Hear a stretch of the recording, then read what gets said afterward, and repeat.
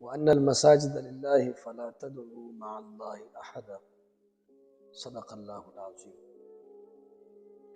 دا مسجدونه دا د مسلمانانو یو مرکزی ځای دی، یو درسګاه ده. یو واقعه مخې ته راغلې ده، اول تاسو هغه واقعه وګورئ، بیا به هغې نه پس انشاءالله په دې باندې موږ یو څو خبرې کوو.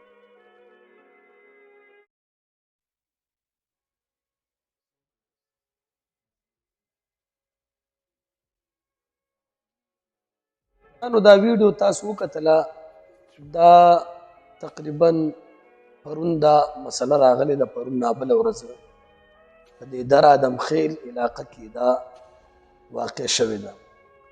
په دې باندې مختلفو خلکو خبرې کړي دي. بعضو خلکو دا ویلي چې دا د جومات احاطه نه ده.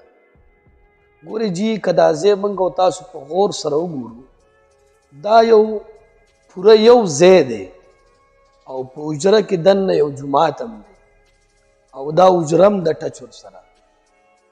نو دا د مسلمانانو بالکل فکر نه دی، نه د هغوی دا کار دی. موږ به دا وګڼو چې دا جومات نه دی. د جومات سره جخت اول خدا کار ځان له سخته ګناه ده، او بیا پښتانه خلک، پښتون خدا سی چې دا خو د خلکو عزت ته لاس نه وي، بیا پښتانه خلک چې په دین مین خلک دي او دته نبی علیہ الصلوۃ والسلام د فتحان الاسلام و دا د اسلام شاګان دي. دا پښتانه او داسې پښتانه چې کوم د اسلام شاګان دي، هغوی د جومات مخې ته داسې یو بد فعل، داسې یو لوی عظیمه ګناه دا نه وه پکار. دا ډېر د افسوس مقام دی. عزیزانو ډېرو خلکو دا ویلي چې دا جومات نه دی.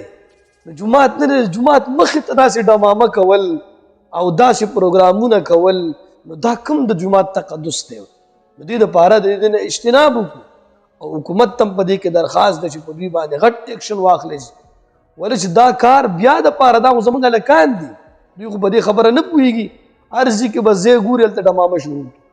موږ د خپل د انتظامیې نه دا درخواست کوو چې هغوی داسې خبرو باندې سخت نه سخت ایکشن واخلي.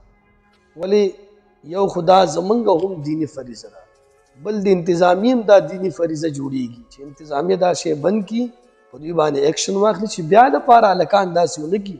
دا ډېر عظیمه ګناه ده. موږ په پاکستان کې یو، موږ خو چې کوم دی مسلمانان یو. که کافر سړی کوي په هغې باندې ټول مسلمانان را یوځای کېږي او وایي چې یاره دې د جومات تقدس ونه ساتلو، د داسې ونه کړه، او مسلمانان را پاسېږي بیا پښتانه خلک داسې کار کوي. دا ډېر د افسوس مقام دی. په دې باندې څومره افسوس چې دا کم دی. الله دې د عمل کولو توفیق